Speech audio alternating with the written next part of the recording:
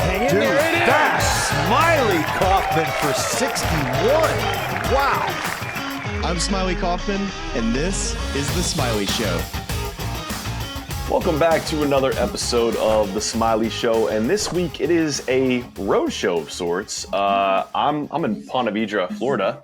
A little work scouting trip of sorts. Excited to get to work here. Smylie's in an airport lounge in San Francisco, fresh off a fun week of work out in Tahoe, man. I think we should start right there do you have a little highlight summary of us? We saw you catching passes once again. Might should have laid out for that catch on that highlight. That's 2 years in a row of catching passes from Josh Allen, if I have that correct. This is 100% true. Caught a pass from Josh Allen. What else I do? I shot some hoops. Never with the Curry bros. They kind of dominate the tee box when they start shooting there. So I kind of let them do their thing. And of course, they're showmen when they start shooting the hoops. But man, it's turned into one of my favorite weeks of the year. You get to interact with so many incredible people, and just these are the people that I used to watch on TV, still watch on TV, and just have a lot of respect for so many of these people that play in this event. And I think the more times I do this event, the more times I have the opportunity to bring these people up on the desk. Kira and I, it seems like we just continue to get to know these people better and better, and the interviews just feel like they're becoming, more natural because we know them better. So another great year. Highlights. I mean, I was on the desk all day at 17, Friday, Saturday, and Sunday. So the rest of the golf course, vaguely know the golf course. I just know what happens at the 17th hole, which is a lot of chaos, I'll say. Yeah, it's so funny to me that we live in this golf nerd world centered around pro tours for the most part. I get more texts this year than any other week of like, hey, you out in Tahoe with Smylie? I got a text from our boy. Remember Ryan Shell, who played Pacific Grove with us barefoot? He said, hey, I'm going to be at the event this week. Really? Are you out there? I was like, are you in Scotland? He's like, no, Tahoe. I was like, oh, okay. Yeah, people just seem to love this thing. And it's a great reminder of the way that golf can expand beyond sometimes our narrow pro world. That's a really cool event for that reason. It's a really hard field to get into too. If you're somebody that wants to be in the field, I'm getting texts from Shane Beamer, the coach at South Carolina. He's dying to be in this field, and he's like, there's these. You could point to plenty of other people that you could say that Shane deserves to be in over. I'm like, hey, here's the thing: if you don't start Lenore Sellers in Baton Rouge this year, I can maybe pull a string or two and get you in the field. But it's a really tough field to get into, and once you are there, all these people, the competitors, they go to all the events. They're definitely very appreciative of the opportunity to play, and it's a little different. A lot of PGA Tour players, they don't go to pro-am parties, but there's a karaoke party that happens the night before the first round, and all the guys go up there and sing. It's a lot of fun. Like the Kelsey brothers sang, which was hilarious. I was kind of hoping T Swift was going to show up with Travis. Maybe she was in Tahoe, but she was never at any of the events, so that was a little sad as a Swiftie. But we need to get T Swift on that desk with you and Kira, and maybe we'll watch her kind of try to hit an iron in there to that par 3 or throw you a pass or something. That's right. We need her on the set. I will say that it just cracks me up that no matter where you go in golf, field composition criteria, always a scandal. PGA Tour, shrinking number of cards, sponsor exemptions. Now we got Shane Beamer trying to get into this event. I had a conversation earlier with someone who this whole Creator Classic that is being put on, a lot of people are getting snubbed out of that. They're creating a separate one for the people who didn't make it into that. It's just fields aren't big enough, Smylie, or maybe they're too big. I don't know. I'm tired of debating field size. Fair enough. And we are going to get on to some pro tour golf here. We're going to do it with the help of our friends at Ahead. Ahead builds and manages digital platforms that power the most successful organizations in the world. Their consultative approach, unmatched engineering, and innovative solutions combine to accelerate the impact of technology in every client they serve.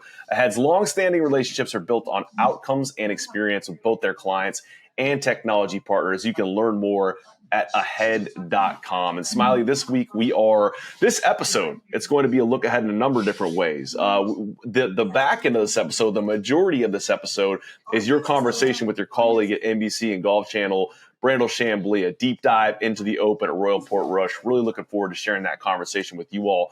It's also an open look ahead in another way, because the winner this week at the Scottish Open, Chris Gotterup, into the Open Championship by virtue of this win. Not his first win on tour, but his first win that was not an opposite field event.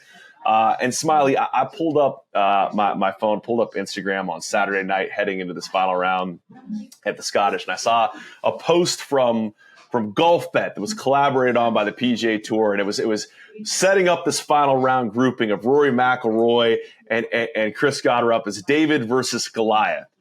Which, by the way, I'd love to get Chris's thoughts on his tour. He's a card-carrying member. He's being painted as a young boy with a slingshot. I got a good laugh out of that.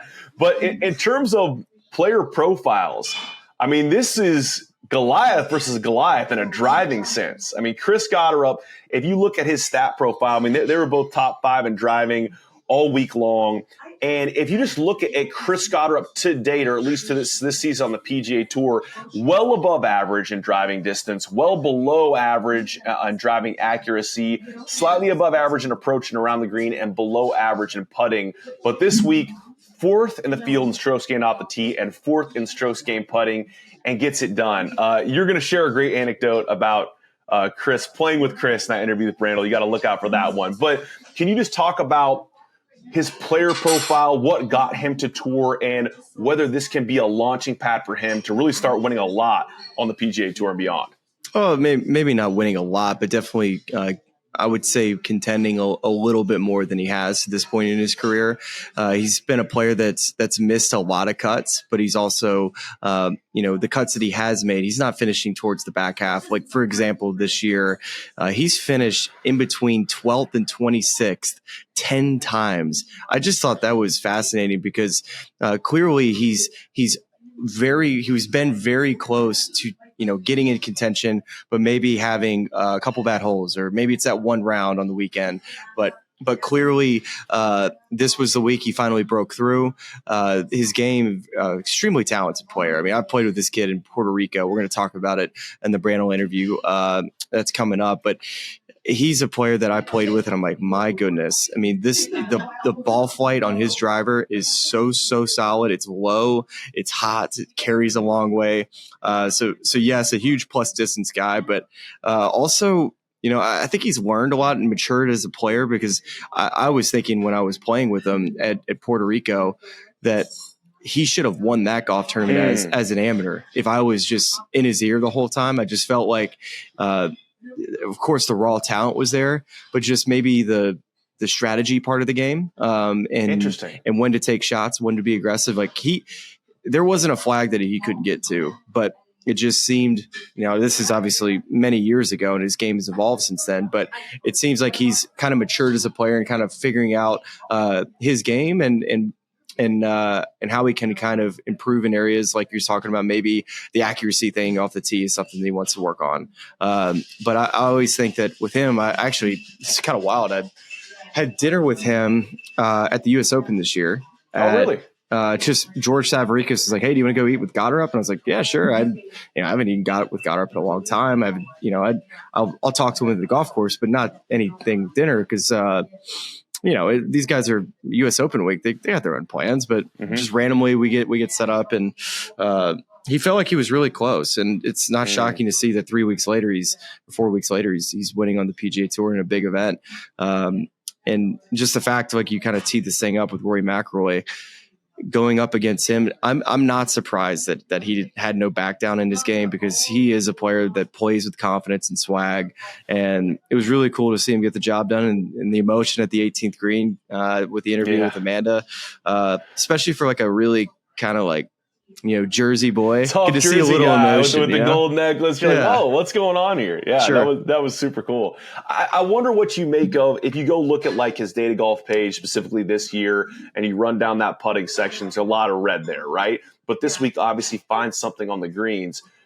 But it is a unique surface. Like, we're not putting on fine fescue, but for a couple weeks per year. Do you take anything from this that maybe he can use to balance, to kind of use this as a springboard, and all of a sudden he's putting better in the back half of the year? No, I think for him, the game just has been very natural to him. And from my conversations with him, I think he's the type of player that would do better with, just having a plan with every part of his game if he can, because I think a good comparison would be like a Dustin Johnson type. Like he knows how to do it without being able to explain it to you. And I think he's kind of had to learn a little bit of what his patterns are to kind of work his way back to neutral when things get a little bit off, which is, how many professional golfers have treated, getting better and improving. You kind of get the medicine. And then when you fix that and something else gets a little off, you get, another dose of a medicine that might be a little different to kind of get you back. I think he's had to deal a little bit with that. And then also I think he's added some shots around the greens too. It probably isn't the reason why he won this week, but that is a couple of nice ones down the stretch. That one where I forget which hole was. Well, I didn't get to watch it, so I was working. So this is one of the easier weeks to get up and down at the Scottish Open. Actually, at this golf course, it's not as complicated as other places. But he did tell me at dinner that he was. I can't remember who said he was working with, but the chipping was something that he was trying to add more shots and just kind of learn, how he can improve in that area.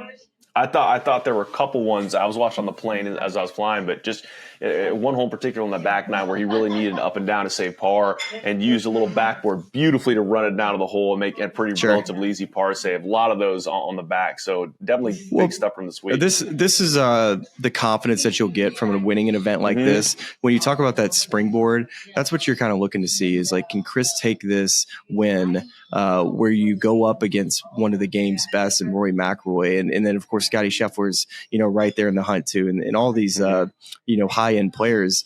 It has to give you a ton of confidence, and for him, for a player who's clearly been very close to getting in contention this year, you break through. You'd like to see him kind of turn that into a bunch of good weeks in a row to where you see him kind of build on that success. I want to talk about Rory and a few others before we get to Brandel, but just you mentioned something about consistency, and I saw this earlier in the week. How about Xander Schauffele makes his 68th straight cut, longest active streak on tour, and the 6th longest in tour history? I mean, that to me is, we talk a lot about Scottie's not only cut making consistency, but finishing, top 20, top 10 every single week. Xander to do that through coming back from the injury, I think pretty impressive, pretty amazing. Tiger Woods top of the list, 142 events. What do you think is harder to do, what he's doing, or miss the amount of cuts that I miss in a row for a good player? Let's embrace debate. If you're watching on YouTube, let's hear it in the comments. They're equally impressive, many people are saying. So I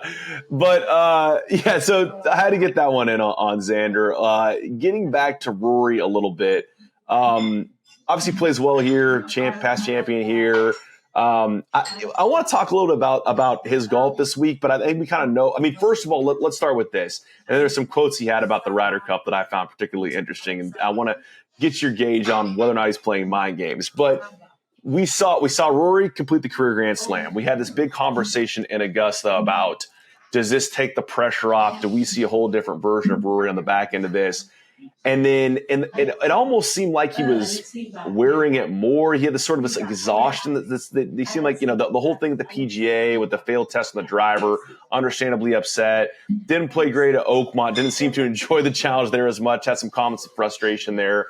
Do you think getting overseas, closer to home, an Irish Open, that we're finally seeing a guy that is feeling the relaxation of completing the career Grand Slam and maybe getting some of the joy back and being around the game?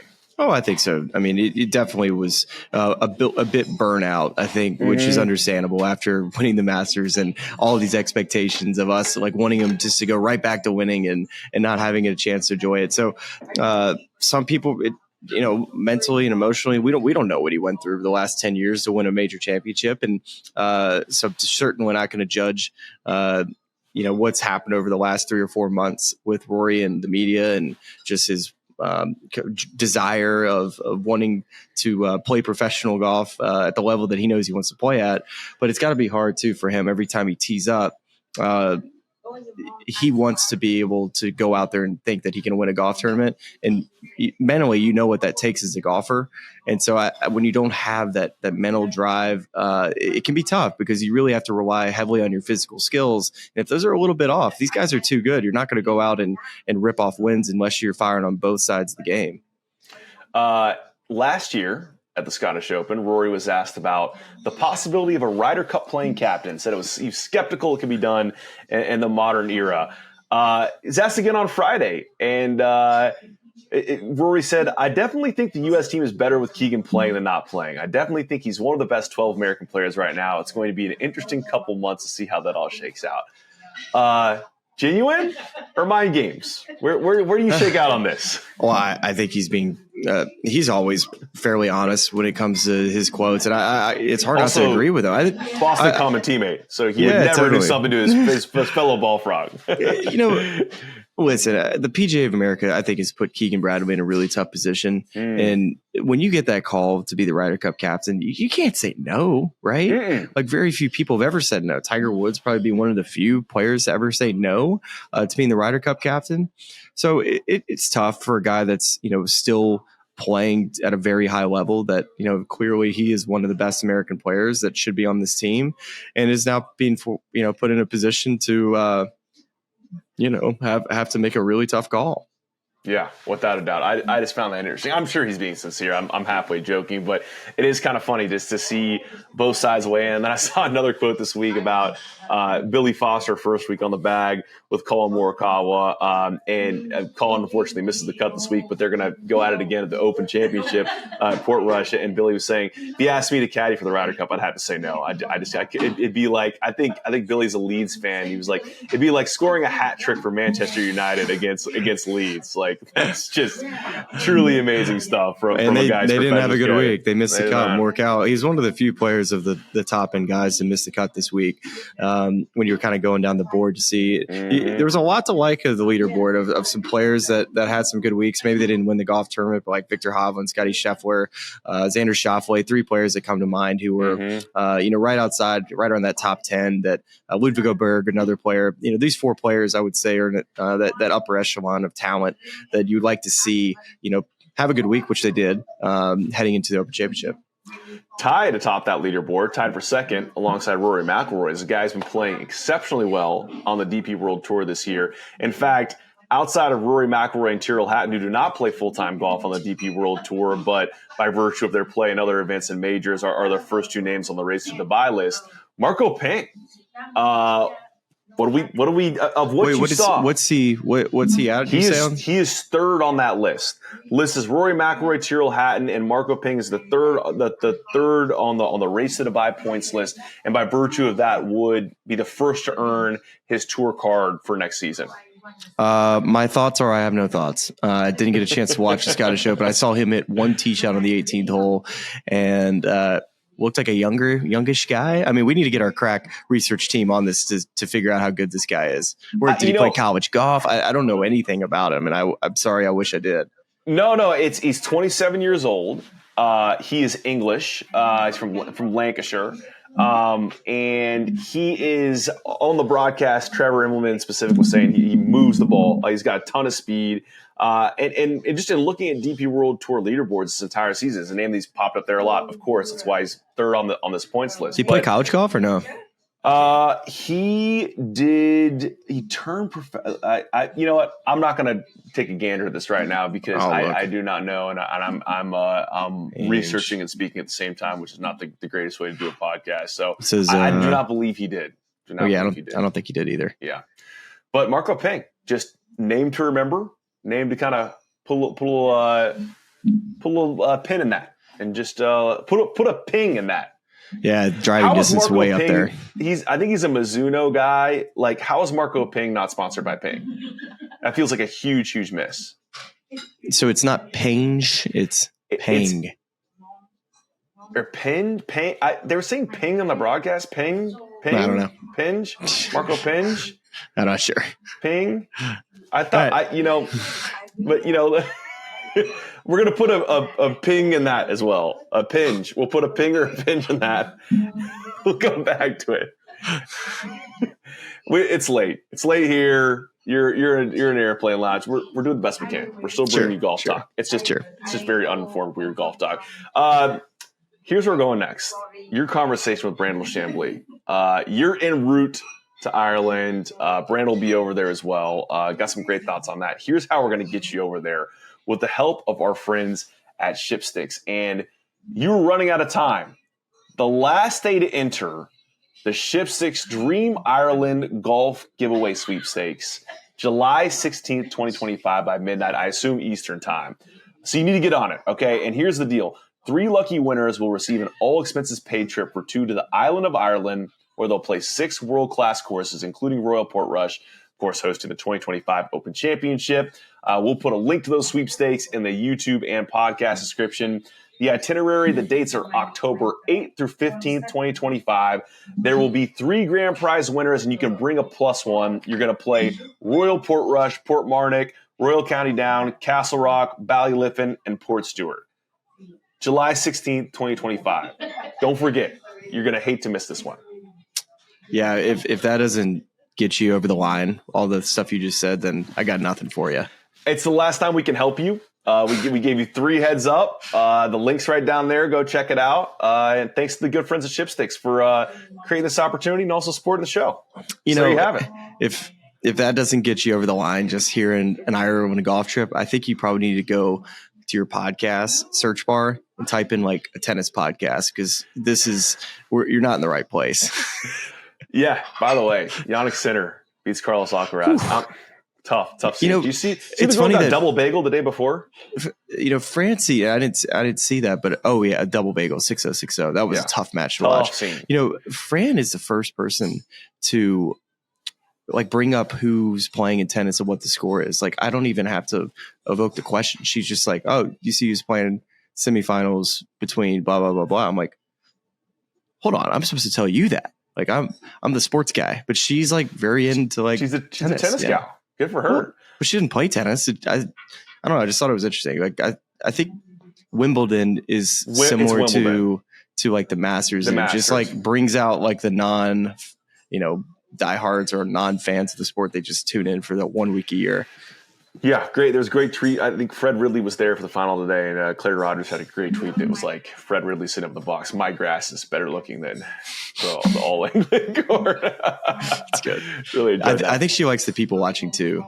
Like when they pan to the crowd, because it's a to-do when you show up. You got to wear the nice outfit, and my favorite part about Wimbledon is this year that I've noticed is that they keep popping these champagne bottles during points, and they have to keep stopping and say, stop popping champagne bottles. And it kind of makes me thirsty every time they do it. It's like, man, I wish I was at Wimbledon drinking champagne. It seems like the best hang. And I think Ludwig was over there. Thomas Dietrich I saw there, a number of other guys. That's right. Tommy Fleetwood. Yeah. It seems like a great hang. You get to dress up. You get to have a little strawberries and cream. You get to drink like unlimited champagne, hang out with all these posh socialites. Although I did see on the Sky Sports broadcast, apparently whoever was hosting that kept asking Andre Agassi like about these celebrities. And he like in the middle of the broadcast, like, stop asking me about these people. I'm here to talk about tennis. I don't want to talk about celebrities anymore. I love that. Hardo. Let me ask you this. Last hypothetical, and then I promise we'll get you to Brandel.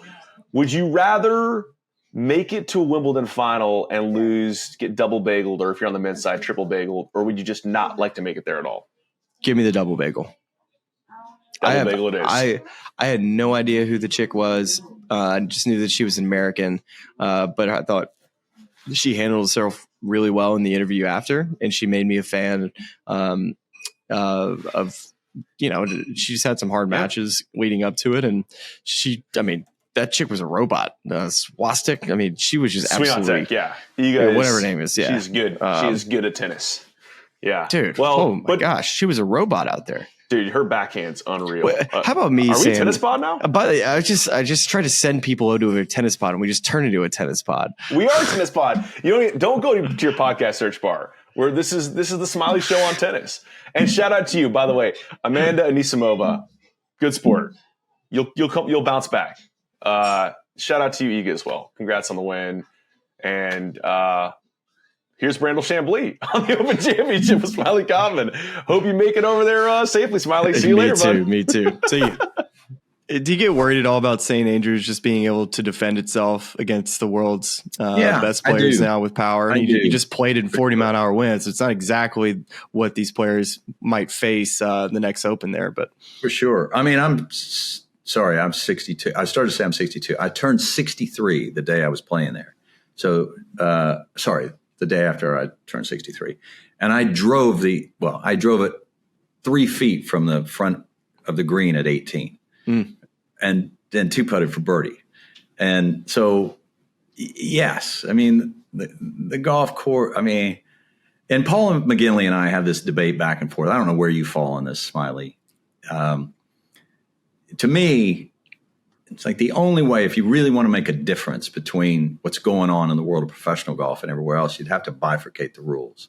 That's it. You'd have to, if you really wanted to rein the ball back, you'd have to rein it back 30, 40 yards. I don't believe that this rollback that's going to come about here in the next few years is going to make that big a difference, because guys are coming out of college now and they're swinging 130, 135 miles an hour. And so to protect these designs, you'd have to bifurcate the rules. You'd have to have one set of rules for equipment for the pros and the rest for the rest of us. And that's it. And that's such a difficult thing to do. It's a very difficult subject to get your arms around and get through all the litigation and the pushback from everybody in the game. We're in the bifurcation. Where do you kind of draw the line as far as when elite amateurs have to start playing that equipment? Because I think that's a cool part of seeing a Jackson Koibman play at the John Deere this past week and almost finish top 10, or Nick Dunlap winning at PGA West. Of course, you were on the call that week. You know, those players that are, you know, elite amateur players who are now playing professional events earlier in their careers and maybe in the past decades. That to me is where does the college game fit if you were going to bifurcate the game? Yeah, it's a great question. You know, I don't know, how do they do it in baseball? I mean, I don't know if you're a baseball fan. Well, baseball, they got the metal bats in college and they go to the wooden bats in pros, and nobody really ever talks about it. Do they have a difficult time making that transition? They do not have a difficult time making that transition. I don't think that they would have a difficult time making the transition. At least it's not talked about. Yeah, but you know, it is different. So when I look at young players now, they swing with such reckless abandon, and you are far, far, far younger than I am. But nobody would have swung a golf club the way Bryson DeChambeau does when I was growing up. Because if you missed the center of the face by a millimeter, you paid a big penalty for it. If you hit it, you know, this far out on the toe, you hit a duck hook. Well, nobody hits a duck hook anymore. And if you hit it this far, left of center, towards the heel, you hit this weak little worm-burning slide. So it would cost you 30, 40 yards and 30, 40 yards of accuracy. But now, you know, when I go out and I do speed training, if I still hit good shots, even though I hit them on the toe or hit them on the hill, they still go like crazy, and they still go pretty straight. So nobody would have swung a club like Bryson DeChambeau, all out as hard as he could, speed training. I can't think of anybody that did that. So where do you draw the line? I don't know. These are difficult questions. There's no easy answer. When they've instituted this rollback of the ball, the reason I've always been against it is because I don't think it's going to make a bit of difference in the professional game. I think the kids coming out of college are going to not only be past the distance that they're supposedly going to lose, they're going to be past that by the time the rollback comes about, but they'll blow past the rollback. Yeah. And the only people that are going to really pay for it are recreational players. And literally they're going to pay for it literally and metaphorically. They're going to pay for it in distance, and they're going to pay for it out of their pocket, because professional golfers don't buy equipment. No, they don't. And that's kind of the argument is that, you know, Joe from Iowa is playing the same set of clubs that Scottie Scheffler's playing. And that's kind of the cool part about the game. Of course, Scottie Scheffler's clubs aren't going to be the ones that are off the rack, but it's the idea that you're playing the same equipment as the amateurs. And I think that's the cool thing about the game. But also I'm with you that the rollback, how much is it going to really change distance? when I was playing, this is back in 2016, which is close to 10 years ago, the bunkers that I would be worried about carrying were right around that 290. I felt pretty comfortable about carrying. Now I would say, and I don't even play professionally anymore, Brandel, and I say that a 305 bunker, 300 bunker is kind of what I see as like a comfortable carry now. And I haven't changed. There's nothing about me that has changed, but you can carry it that far. Yeah. Yeah. Wow. I mean, this is when I hit in the middle of the face, Brandel. I did a fitting the other day. My club head speed was around 119. That's impressive. Yeah. I can still move it. That is impressive. Problem is, it's not always synced up. It's not synced up all the time, Brandel. Yeah, well, that's elite speed. I mean, if you were an MLB pitcher, you're throwing mid 90s. I mean, that's elite. Well, I mean, that's impressive. When I was on tour, I would say like driving distance stat, I was in the top 25 my rookie year. So I was definitely somebody who always hit it pretty hard. Damn, that's really impressive. Speed. Again. It was funny. My wife and I played in the TaylorMade Invitational a few years ago, and I don't know if this name rings a bell to you, Willie Wood. He's good friends with my dad, Willie. Oh yeah, of course. I was friends with your dad. So I was standing there talking to Willie Wood, and who I grew up playing with. He was amazing, one of the top 10 juniors of the 20th century, amazing. And Billy Andrade walked up, and so I was talking to Willie, I was talking to Billy. I grew up with these guys. And Mark Brooks was there. Anyway, when we left, I was telling my wife, I go, that's what professional golfers used to look like. They looked like Mark Brooks, Billy Andrade, Willie Wood, and myself. They were 5'9" and 150 pounds. I said, now they're 6'2" and they were 185. I'm like, Tiger completely changed the game, changed the game in a way that it's never been changed before. He made it cool. The better athletes came, the bigger athletes came. Everybody's got fit. I mean, not that we weren't paying attention to what Gary Player did or even Greg Norman, but we weren't really. And once Tiger came along, and it became so important to have speed, it just changed the game. It definitely has. Yeah. And it's by the way, for the better, because when I tune into golf now, all I see are ripped athletes. That's it. Yeah. All I see are ripped athletes. And, it used to be when I'd walk down the range, I mean, half the players looked like plumbers that were just playing on the weekend, little portly guys with pot bellies and, 38-inch waist. Everybody's friends too. Guys are still friends out on the PGA Tour now, but it's much more, hey, everybody's got their work to do, man. And they got 8 people on their team watching them, holding their hands through it every day. Yeah, they do. It's a business. It's definitely a job you don't want to lose now. Not that it was a job you wanted to lose when I was playing, but, when I was playing the tour, with the exception of a few players, I mean, if you had a good year, you could buy a really nice house in a gated community. Now you can buy the gated community, and a private jet. Fly private too. I mean, how about the difference between these last 2 winners on the PGA Tour? You just kind of described Potgieter as the young up and coming bomber, hits at 190 mile ball speed, just about every other drive, leading the distance of the PGA Tour like 330, which is just stupid as a 20-year-old. And then you have 30 miles an hour difference in ball speed between him and Brian Campbell at 161. And people are honestly upset that someone like Brian Campbell can win on the PGA Tour. It honestly makes them angry that it's possible. They're like, they got to fix the PGA Tour because this isn't fair. But when you go look back at the last couple decades, Brian Campbell won often. A Tim Clark mold, the David Toms. These are the type of players that everybody was trying to be, which is hit the ball in the fairway, hit a lot of greens, give yourself good birdie looks, and that's what Brian Campbell's game is. What's so wrong with that? I saw his ball speed was 161 average, and speed training, I could get it up to around 161, and I thought that's unbelievable that somebody with 161 ball speed can win on the PGA Tour.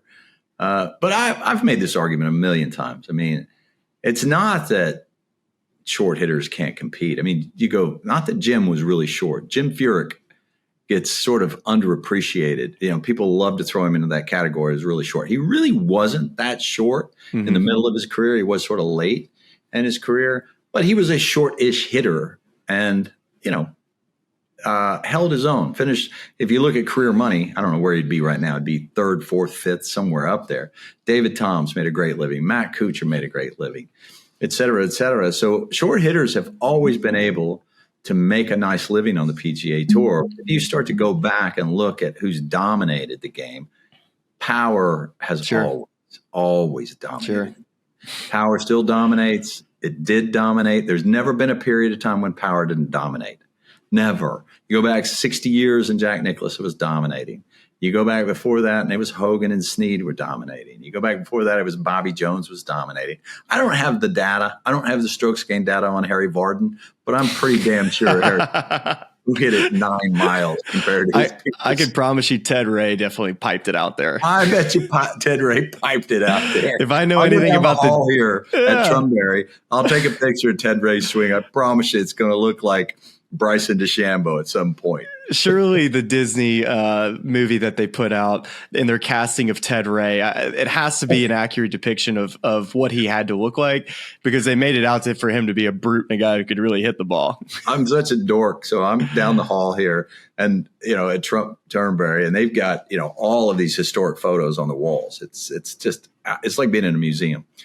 So I'm stopping my wife and I'm pointing it out. I'll take a picture of it. And James Braid is in full follow through. And his left foot has completely splayed out, and his right foot is sucking back. And I'm like, love that. Scottie Scheffler, totally Scottie Scheffler. Everybody acts like Scottie Scheffler is unique. Nobody ever did that. And I'm like, James Braid, Scottie Scheffler footwork. It's just doing this. And he's like, you know, over here. And I'm like, totally Scottie Scheffler. And my wife's like, you need a cocktail. We need to go to the bar. Does she like when you nerd out like that? When you just go full nerd mode? You know, she'll come at the, you know, I get up in the morning, she'll come in, give me a coffee or something. And what are you working on? It'd be some golf swing or something. She rolls her eyes. You know, she's learned to deal with it after 15 years. Love that. I love the picture that you posted. I think it was on Twitter of just your overall charting that you did. I think of Sunday of the U.S. Open, and I was talking to Wags the other day. We were at the bar. I don't know what event it was. Wait, you saw Wags at a bar? That's right. Him and I were just chopping it up. And I was asking, I was like, hey, how does Brandel get ready for a show, a post-game show? He's like, you would not believe the charting that he does. Like, what do you mean charting? And then I finally see this picture come up of the charts that you posted of how you keep up with a round of golf. And so I always wonder, I was like, did Brandel just, it's not like a kick your feet up type of situation when you're watching golf that day. It is a full on intensive charting along with figuring out the trends of players. Is that kind of how you lead into what your segment's going to be? Yeah, I mean, I you know, look, the job you have, and I do. It's such a different job calling live golf versus doing live from. You know, live golf, you're talking about what happened. You know, his lie, where he hit it, sure, et cetera, et cetera. By the time we come on the air, I always joke everything that could possibly be said about the golf has been said. There's nothing hardly left on the or should have been. Right? Yeah. But our job is to say why. And that's, to me, that's a hard thing to do. That's the thing really that pisses people off, is to tell people why it happened, why somebody hits more fairways than somebody else, why somebody hits more greens than somebody else, or why somebody hits fewer fairways, or why somebody hits fewer greens than somebody else, why somebody wins and why somebody loses.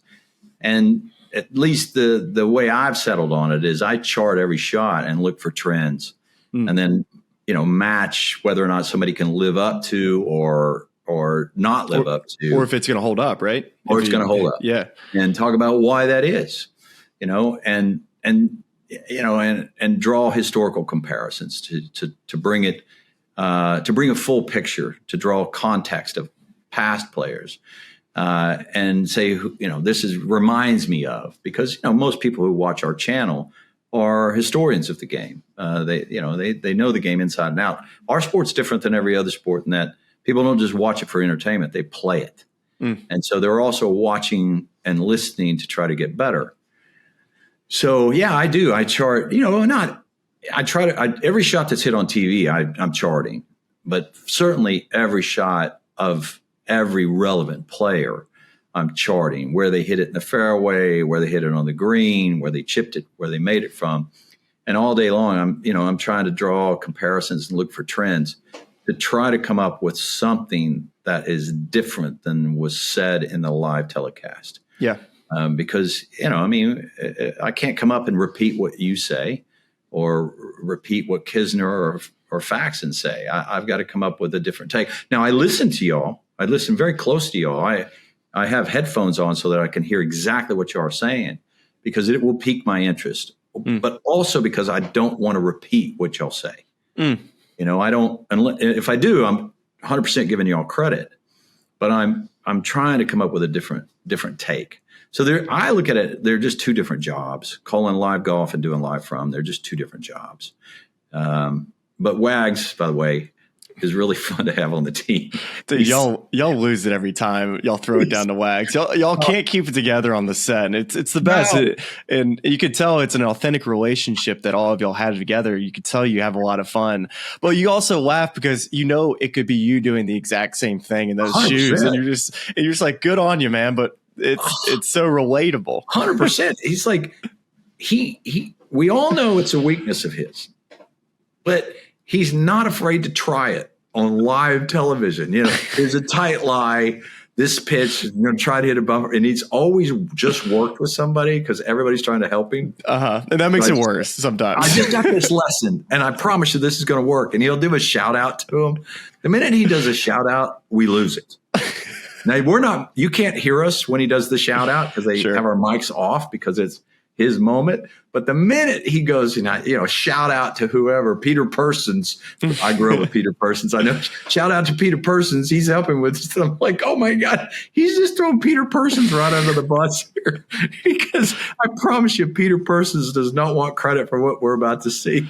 Well, live from has always been much watched TV, especially for me. When I finish a day, I always am turning on live from, mainly because if it's you or Paulie or even Wags recreating a shot, I always feel like I learned something and have more information heading into the next day. It's just a good way to end the day for me. But how have you seen the show kind of evolve over the years when you have someone like Johnson completely changing, taking what we saw live and then trying to recreate it along with, different cast of characters that you had over the years?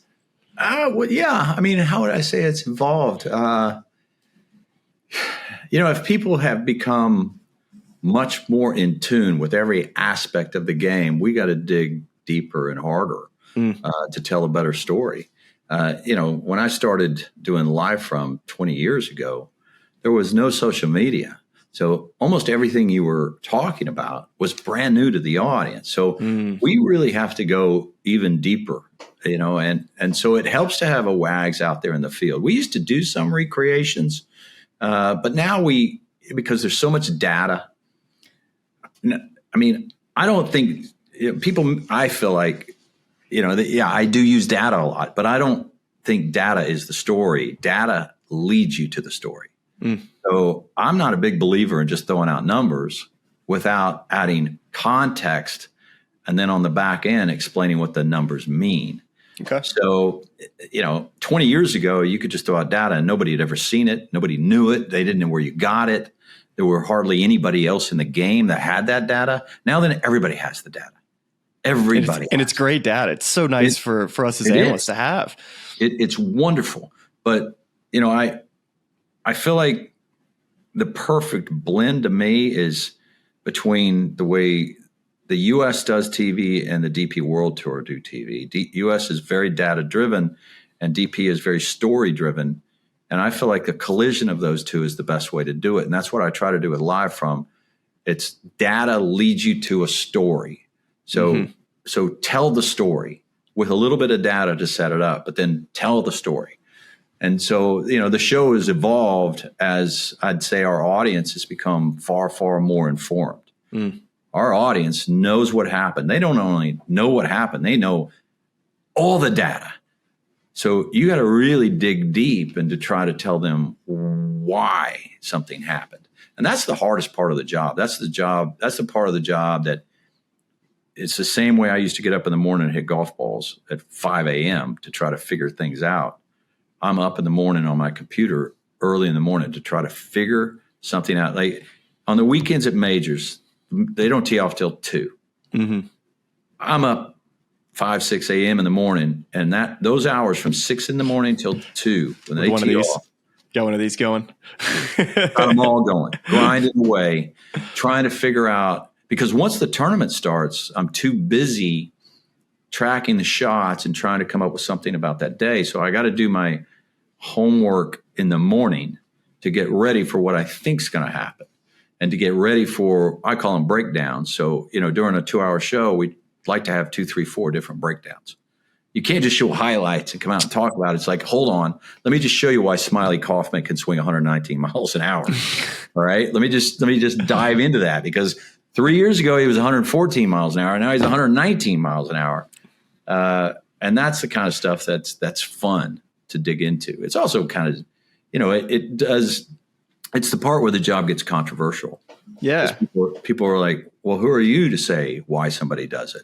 And that is exactly what I'm about to ask you too, which is Tiger Woods, right? So Tiger Woods could do no wrong. He's arguably the best player to play the game, but in your chair, you have to find a way at times to be critical of one of the best to ever do it. So how challenging was that for you when you're deciding, having all of this data to lead you to a direction of, I don't like the directions he is going with this new swing coach. I don't know what year it was, but I know you've been critical of a swing change he's made in the past. I think it was, I can't remember what year it was or what coach, but how difficult was that for you to get to that point to be able to criticize Tiger?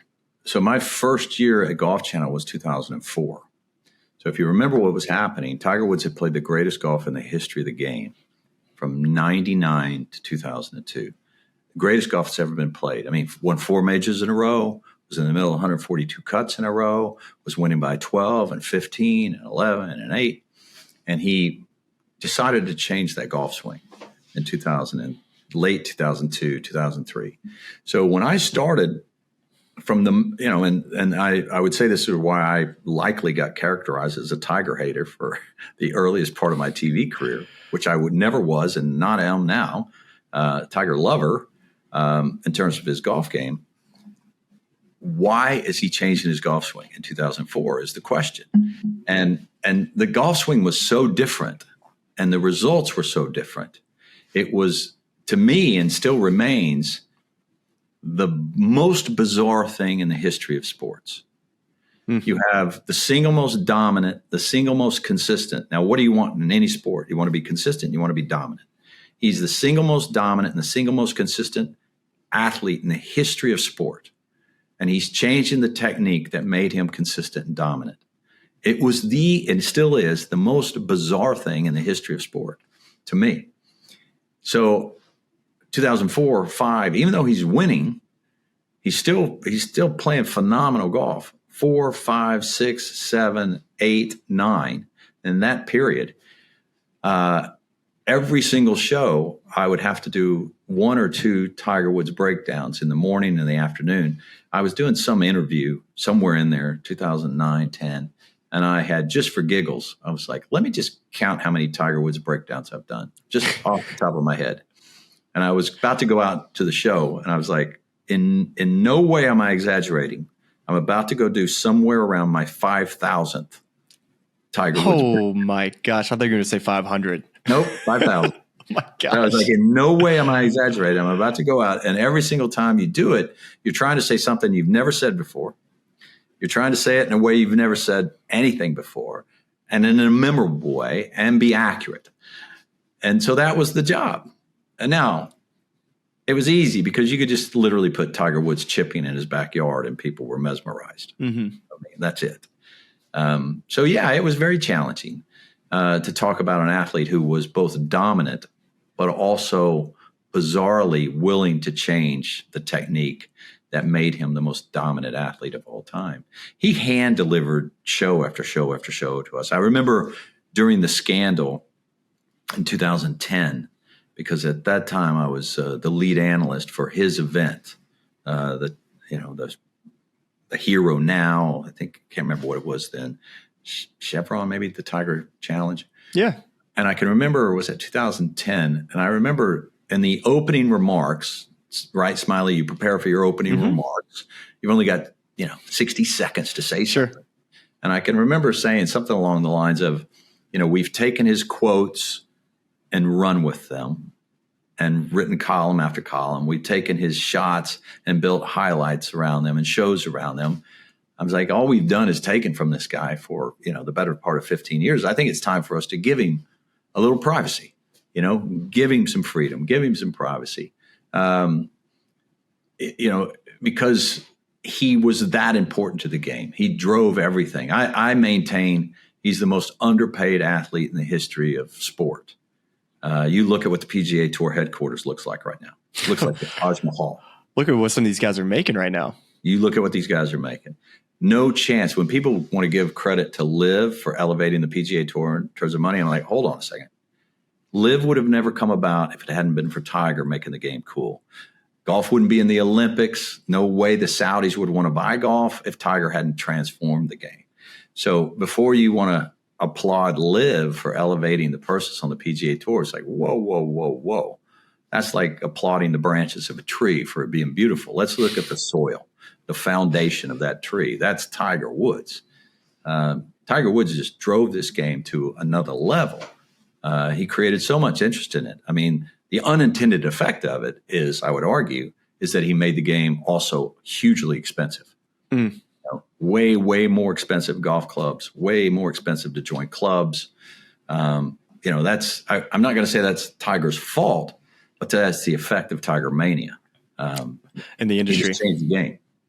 Yeah, in the industry. And there's two or three other players this year that have kind of made some changes in their golf swings. I just kind of want to get your opinion of what you've kind of seen from these players this year, and what you've kind of noticed in their progress. And the three players I want to talk about, one being Max Homa, who just had his first top 5 of the year, Jordan Spieth, who statistically has actually had a pretty good year. He's 22nd in the data golf rankings, and I think social media is not ready to quite award him much yet because he hasn't won since 2022. And then, of course, the lost boat at sea, Victor Hovland, who's already won this year on the PGA Tour, kind of out of nowhere at Valspar, but sneaky almost wins the U.S. Open if it wasn't for a driver that kind of let him down. But his iron game has been elite. Nothing far short of it. And I'm just curious with those three players who've all kind of gone down the swing rabbit hole this year, whether it's Jordan coming back from injuries and actually being able to do the things he wants to work on, and Max changing coaches, and then Victor, what we've seen from him, right? Yeah. I argue all the time that the most dangerous place on any golf course is not out of bounds. It's not lakes. It's not Amen Corner. It's the driving range. If you make it to the PGA Tour, everybody who's a professional golfer is talented, but generally the players that make it to the PGA Tour are pretty much type A personalities. They're very driven, and they have to be trying to improve every single day. And part of that is curiosity. And, there's adages are adages for reasons, because there's a strong element of truth to them. And the adage that curiosity killed the cat is apropos. I would argue that all things being equal, experience will make you a better player. So to try to change, Justin Thomas trying to change his golf swing, Jordan Spieth trying to change his golf swing, Ricky Fowler trying to change his golf, Max Homa switching golf coaches, Victor Hovland switching golf coaches. These are dangerous things to do. Generally speaking, we in the golf business only talk about the success stories. We don't generally talk much about the ones that don't work out because they're down at the bottom of the leaderboard. We don't talk much about them. We don't see them on TV. We don't talk much about them. So it's very dangerous. Jordan Spieth went from sort of a open-faced, cupped position, sort of a cup position at the top, to a bowed position at the top, sort of a neutral position with the club face to a bowed position and shut face. Lots more rotation, a little bit more right side bend, a little more shut through the ball, a little more, and it did allow him to pick up speed and distance. And you could argue he's a very good driver of the golf ball, but it hurt his iron play. And maybe that's where the injury came from. Maybe, It's hard to say. It's really hard to say. So you look at the player he was from 2013 to 2017, and you say to yourself, why would anybody ever change that swing? And so I look at him and I think he's so important to the game. He's so popular. I'm sure he'd love to wave a magic wand and go back to the golf swing he had in 2017. And it looks to me like he's trying to get back there. That's what he's been chasing, is that 17 swing. Yeah. Because, you go there and I'm sure you've seen this and maybe you've done this, but I've done it. You put up his position at the top in 2017, you put his position in 2024, 2023. They don't even look like the same player. They don't even look like the same player. One's perfect, just like this, just like that. The other's like this. And not that there are plenty of people who play golf like that, but Jordan Spieth played his best golf like that. It'd be like trying to get Colin Morikawa to go from this to this. It's like, well, Colin Morikawa plays his best golf here. Dustin Johnson plays his best golf here. Tiger Woods plays his best golf here. Jordan Spieth plays his best golf there. And Victor Hovland just jumping all over the place. Again, the little I know of Victor Hovland, I think he's a really bright guy. I think he's a really curious guy. Very love curious his personality. I've not really spent any time around him. He's come up on our set a few times. I love the guy. But the curiosity, wanting to know why, or everything about the golf swing and cause and effect, it's fun. But I think that's a teacher's job, not necessarily a player's job. You need to teach the game. Yeah, you need to know everything about it. You need to know cause and effect. But great teachers, to me, dumb it down. They just dumb it down. Randy Smith is maybe the best teacher that's ever lived. He's got more players to the tour than any other player. Maybe Harvey Penick could challenge him. Maybe Harvey Penick and Randy Smith. I've spent a little time talking golf with Randy Smith. I spent a fair bit of time talking with Harvey Penick. And they dumb it down. They talk ball flight, and they talk about ball position and tempo and rhythm and grip and all of these things that geeky swing teachers would probably roll their eyes at and say there's no value in. But meanwhile, their players just get better. I think the first rule for a teacher would be do no harm. Do no harm. And it breaks my heart to see these players switch teachers, change golf swings, change ideologies, and trade their genius for the ideas of others. They're the geniuses. I would argue, and I do argue all the time, teachers don't originate. They learn from greats. Greats originate. There's no teacher that comes up with their own ideas about the golf swing. They learn from great players. Right. And the idea that great players should be listening to teachers, I'm just not a big fan of it. And I have a lot of respect for teachers. Don't get me wrong. Most of my great friends are teachers, and most people I enjoy talking golf with are teachers. But they've learned from Hogan and Snead and Nelson and Nicklaus and Watson and Tiger, not the other way around. Yeah, it makes sense. And another player too that comes to mind who's had a two-time, won 2 majors last year, Xander Schauffele. Any concern with Xander this year? When you look at what he did over the course of his career, hardly he's missed any cuts. Last year he didn't even lose strokes in any category, only 4 times. It was just absurd how consistent his game was. But this year, definitely a little bit more inconsistent. Yeah, no doubt. It's funny because I'm in process getting ready for the Open. I always go through every single player and I do all their data. So I just was working on Xander when I got here. I tried to do a couple hours every day, but this year he's 114th in strokes gained off the tee, 17th in strokes gained approach, which is very good, but nowhere near as good as he's been over the last. The putting's been surprising to me. Putting's been awful. 127th in strokes gained putting. 100 in strokes gained around the green. He's 66 in strokes gained total. The last 5 years, he hasn't been worse than 8th. So last year is funny. As he was working on his change in his golf swing from being sort of laid off to cross the line, like more now, and then last year he was crossing the line. So, I think great teachers work off opposites. If you're laid off, you need to feel across the line to find that sweet spot in the middle. If you cross the line, you need to feel lay off. I think Butch Harmon did that. I think Randy Smith does that. And I think Chris Como, his teacher, did that. But at some point, what it took for you to feel across the line when you were laid off eventually makes you across the line. It's gone too far. And I feel like it's gone too far. He's certainly not down the line and neutral. He is across the line and shut. And you can hit it left doing that. And especially when you have with his speed. Yeah, with his speed. And so his numbers are off everywhere. And, that doesn't really explain, though, his fall off and strokes gain around the greens, which is massive. And it doesn't explain his fall off and strokes gain putting. So to me, and I know this, it's like when I had an area of concern in my golf game, I would focus all my attention on that to the detriment of the things I did well. And the next thing you know, the things you did well, I haven't practiced them because I'm worried about this aspect of my game.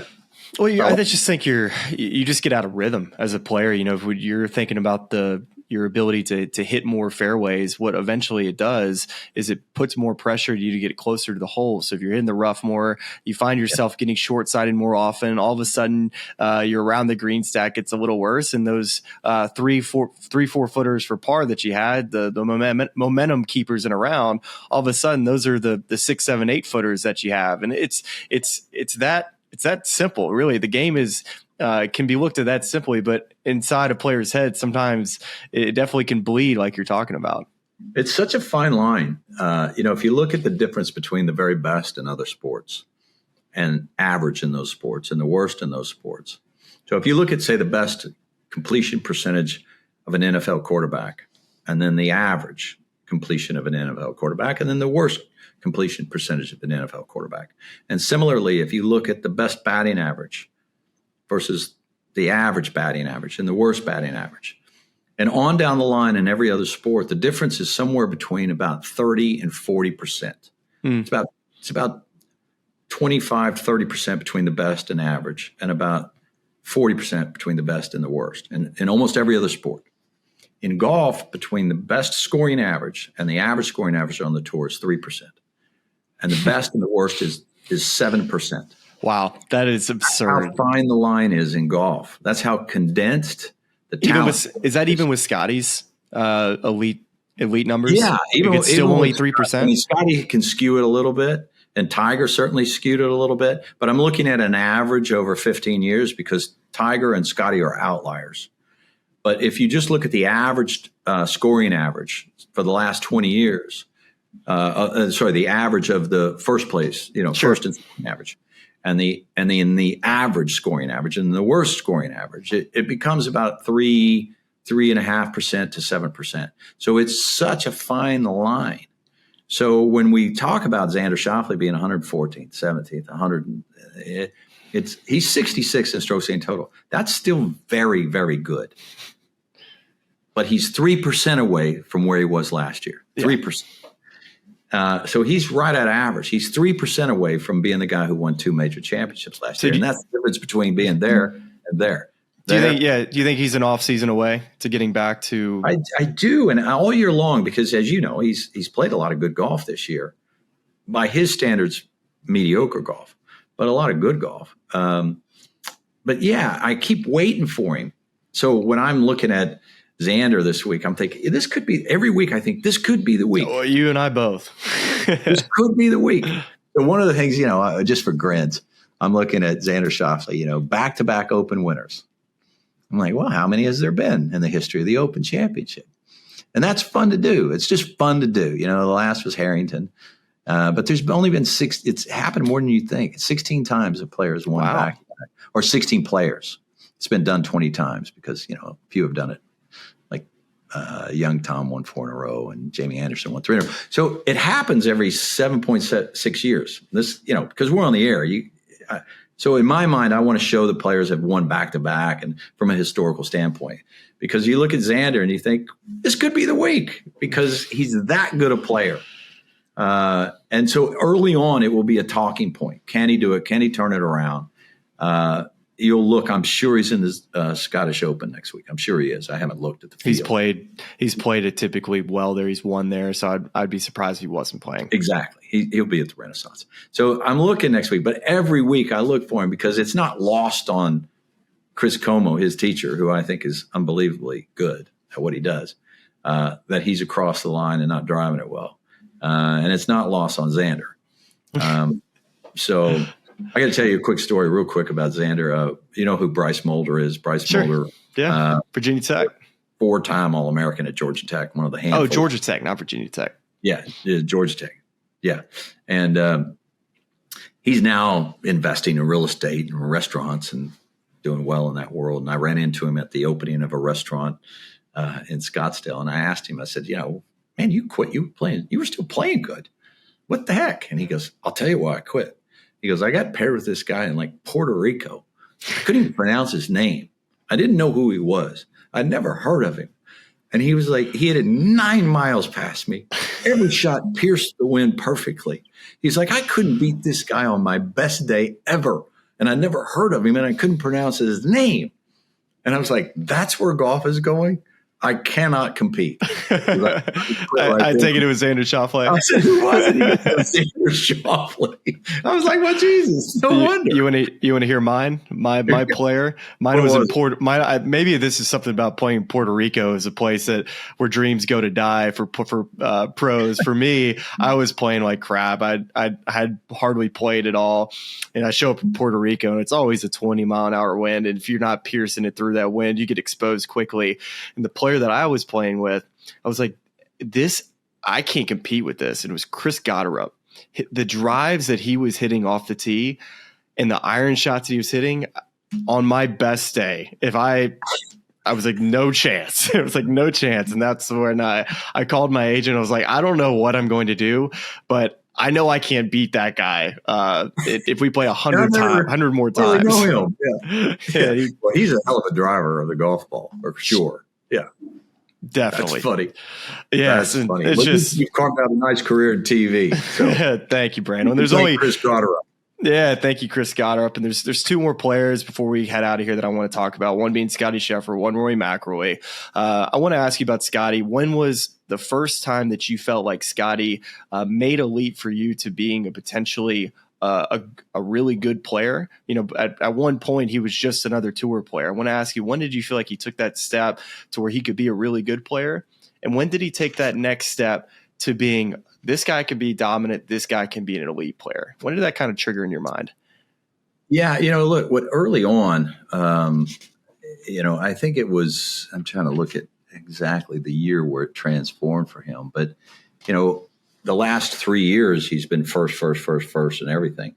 But when he came out early on, and I was looking, he was like 12th in strokes gain approach. He was like 30th in strokes gain off of the tee. So you're just kind of noticing these things. Yeah. Yeah. And then, he was not missing cuts and finishing 15th all the time. And, what I always say is that very rarely does a player sneak up on us in golf. But Scottie Scheffler definitely snuck up on us. Did. And his coach, UT, John Fields, I went to UT, but John Fields wasn't my coach. But, I reached out to him. I was like, where did this guy come from? And he goes, well, he won 140 times as a junior golfer. And I was like, okay, yeah. And he was freshman of the year in college at UT. And I said, okay. But it wasn't like he was winning 15 times in college. It wasn't like he was even in the debate for the Haskins Award or the Nicholas Award or any of that. And he said, well, and the way he explained it was, one, he grew an enormous amount in college. He grew. So the ground was in a different place every single day. And 2, he was going to the business school at UT, which, having gone to UT, I know how difficult that is. And 3, he wanted an original, like the true college experience. So I give him credit for really diving in. There was more to college than just college golf. But it was probably his second year on tour when his numbers just went through the roof. I'm trying to look where he's at. So, yeah, in 2023, you start to looking at his strokes gain approach, and he was Tiger-esque. And you're like, okay, he was better than anybody had been. I mean, we thought Colin Morikawa was amazing with his stroke gain approach. We thought Will Zalatoris was amazing with his stroke gain approach. But in 2023, Scottie kind of took it to another level. And then he got better in 2024. And, there's no other area of data that matters more than stroke gain approach. That's where, of course they all matter, but nothing matters more than that. And he just took it to another level. And he's done it now for 3 years. And so now you look at him and you think he could easily be one of the greatest players of all time. So he's so much better. And I hate to say this, but it's true. He's so much better than Rory McIlroy. Like, he's better than Rory McIlroy the way Secretariat was better than Sham at the Belmont in 1973. The difference now, Tiger is that much better in the totality than Scottie Scheffler is. But Scottie is just miles better than the second best player on the PGA Tour. And so you look at him and he's sustained it now for 3 years. And you begin to look at a player and you're like, can they sustain dominance for 5 years? Because the greatest players of all time sustained dominance for 5+ years. And we haven't had a player sustain dominance, true dominance, for 5 years since Tiger Woods. Rory has not done it. Spieth did not do it. Dustin Johnson did not do it. Brooks Koepka did not do it. 2-3 years, yes, but not 5. And you look at Scottie and you think all the things that beset the players that I just mentioned, to me, are unlikely to beset Scottie. He's not going to physiologically hurt himself, changing his body. He's not going to change his swing. He's not going to have any disruptions off of the golf course. You just can't see it happening. He's not changing teachers. Besides just getting to the golf course without having any issues getting into the front gate. Other than that, I'm with you 100%. I don't see victories or money making him complacent either. I don't think he plays the game for money. I don't think he plays the game for fame.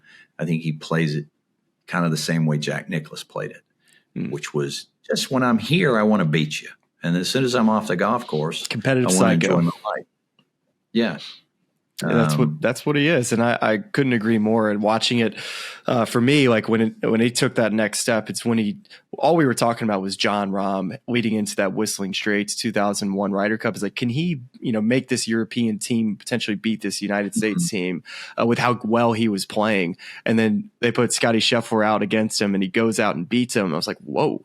I didn't even know people were talking about Sam Burns making this team over Scottie Scheffler. All of a sudden, he's taking down Jon Rahm. And that's when I started to notice. And then all of a sudden, I got a headset on and watching Scottie Scheffler play in person. And this is at the Country Club at the U.S. Open. And I watched him play 12 holes. And I'd played with Scottie when I was an amateur.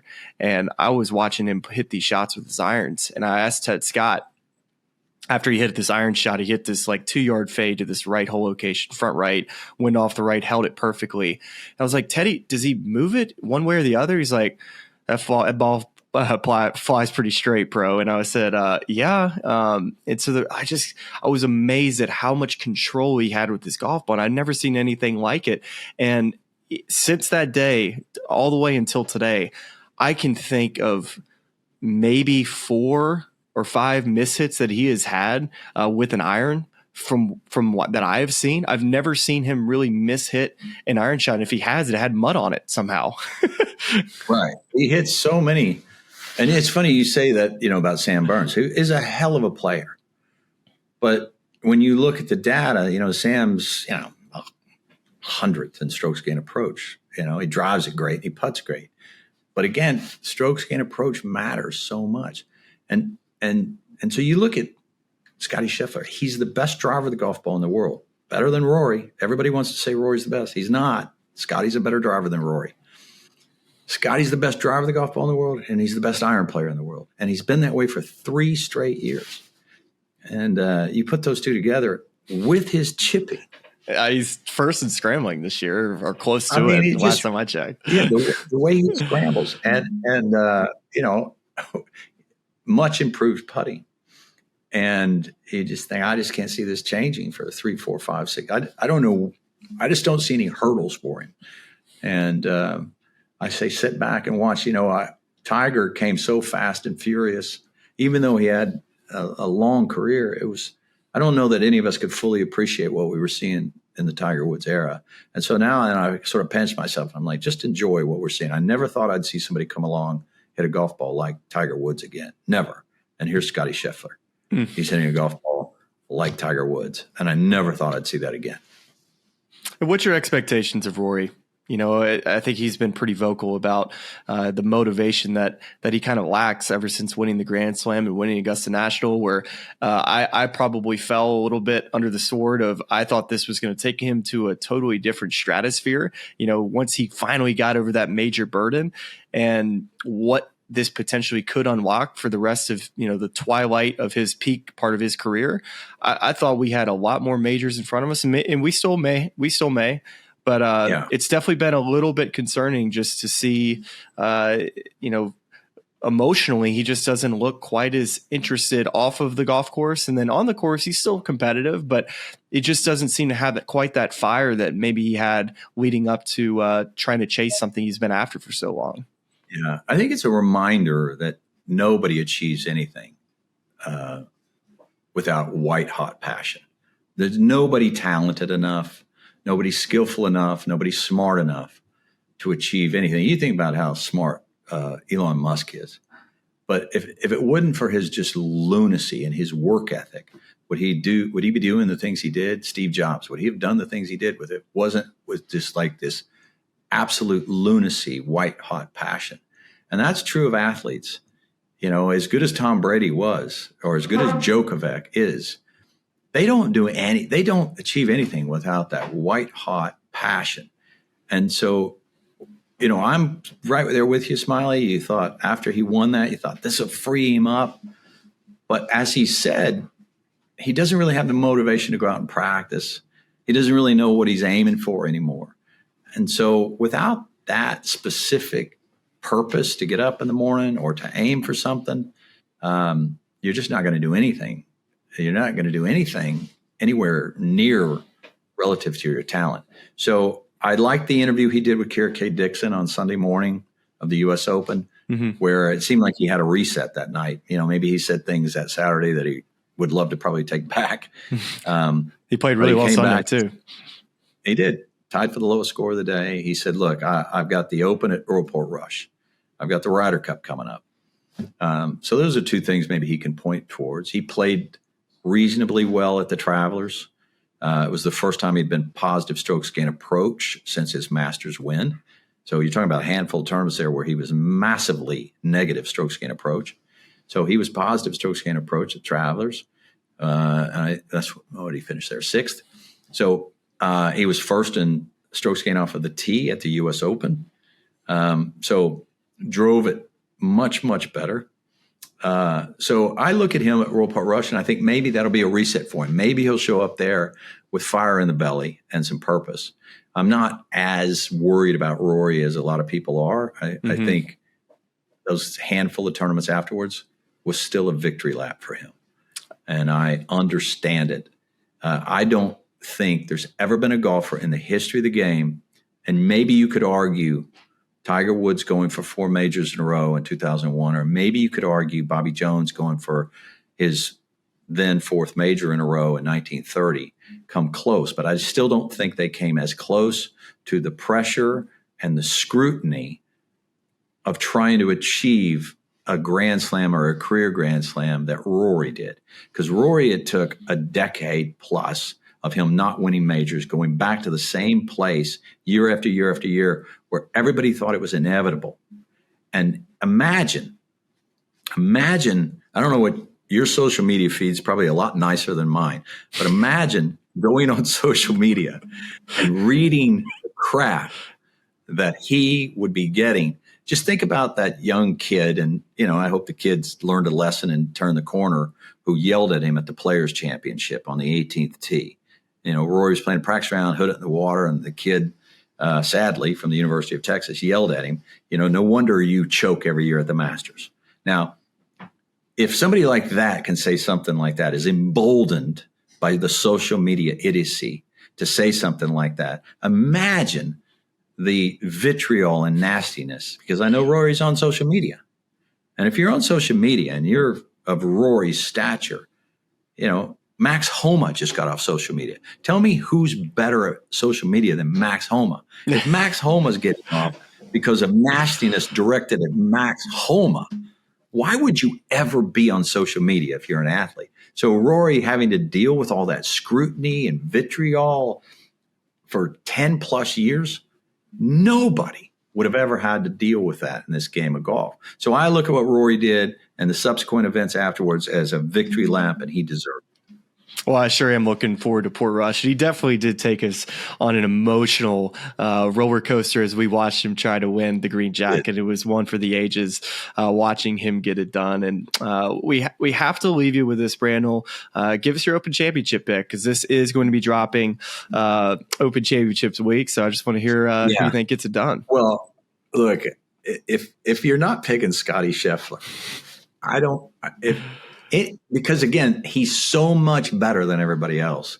Anytime somebody asks me that question, I'm like, look, if you're going to pick somebody else, if you're going to pick Shane Lowry, okay, you got all your work in front of you. To tell me that he's more likely to win than Scottie Scheffler, to tell me Rory's more likely to win, or pick your player. At this point, the question is, who's most likely to challenge? There you go. How about that? Who's most likely to challenge Scottie Scheffler? Let's go there. I would go with Shane Lowry, and not just because he won there in 2019, but because he's doing all the other things that are unbelievably good, and he's playing the best golf of his life, going into a place where he won.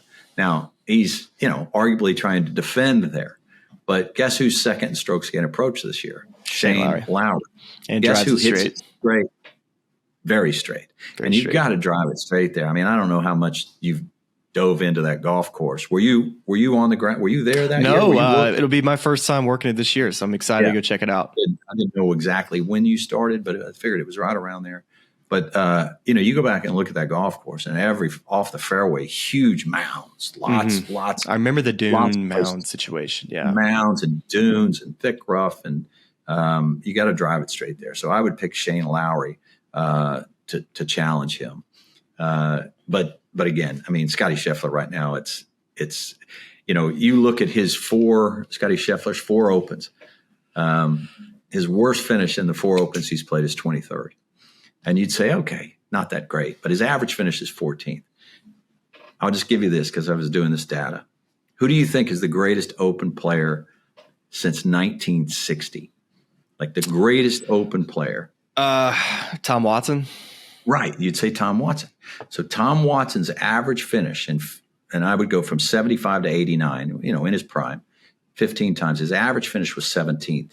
Okay. He won 5 times, but his average finish was 17th. Okay. Tiger Woods played from 95 to 2013, 17 Open championships. His average finish was 18th.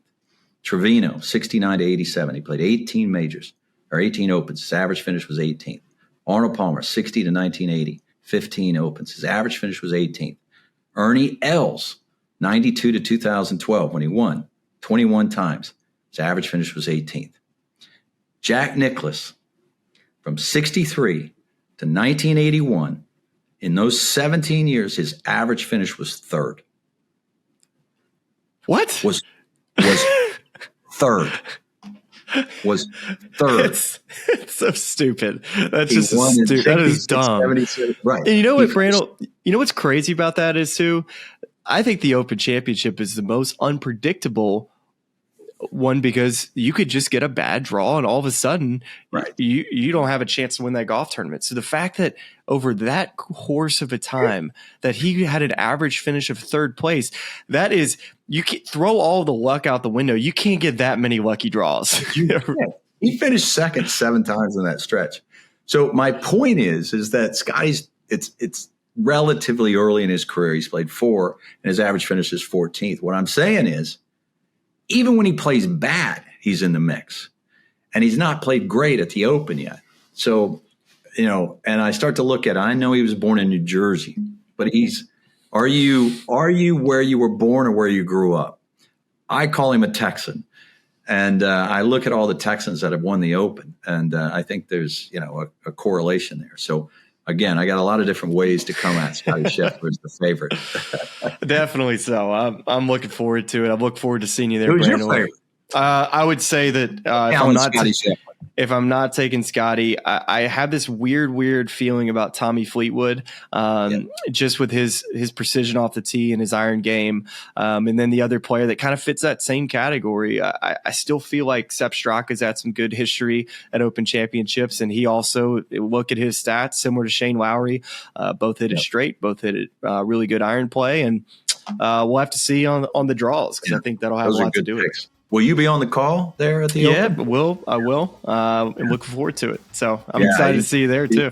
Congratulations on the niche you've covered out in this game. Great for you. Thank you, Brandon. Well, we appreciate you coming on. And of course, I want to take you away from dinner time over at Turnberry. So enjoy the rest of the trip, and see you in a short week, my man. You got it, Smylie. Always Thanks, nice talking to you. Take care, buddy. I listen to this podcast. It's really cool. And all of our First lovely time. fans and subscribers, but make sure you like and subscribe. It's cool to see what you guys are doing. I know golf fans appreciate it, but we do too, so please keep it up. For all the good people at YouTube, like and subscribe. You guys have some good takes, so I'm happy to come on and shoot the